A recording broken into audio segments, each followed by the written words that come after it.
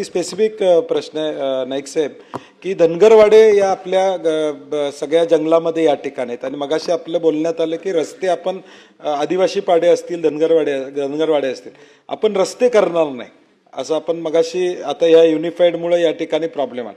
तर माझी आपल्याला विनंती आहे, असा काही सर्वे करून, जसं आता वर्ल्ड बँकेतून काल मुख्यमंत्री महोदय म्हणले की गावं जोडण्यासाठी सिमेंट कॉन्क्रीटचे रस्ते आम्ही करणार आहोत, तसं हे धनगरवाडे जोडण्यासाठी एक मोहीम घेता येईल काय? तुमच्या फॉरेस्ट डिपार्टमेंटनंच ते करावेत, कारण की आज अनेकदा तक्रार येतात. आता कोल्हापूरमध्ये शाहूवाडी असू दे, राधानगरी असू दे, गगनबावडा असू दे, सगळीकडे धनगर जायला रस्ता नाही. परवा एक बातमी आली, 5 किलोमीटर 3 किलोमीटर जवळजवळ पेशंट खांद्यावरनं या ठिकाणी घ्यावं लागलं.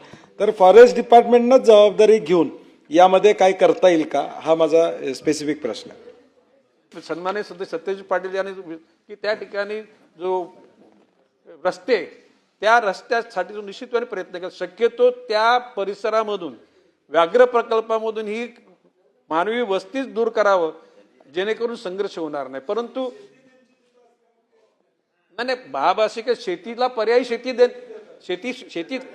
डेफिनेटली, हे आजचं एकच दिवसाचं नाहीये, एक सदा न कदा भविष्यकाळामध्ये टिकणारी बाब असल्या कारणानं हे कायमच्या स्वरूपाची समस्या दूर करण्याकरता त्यांना पर्यायी शेती सुद्धा देण्याचा विचार निश्चितपणे करावा लागेल. की तात्पुरतं म्हणजे प्रश्नाचं उत्तर देणं नसतो, नाही तर समस्या ती कायमची सुटावी असा विचार शासनाचा आहे.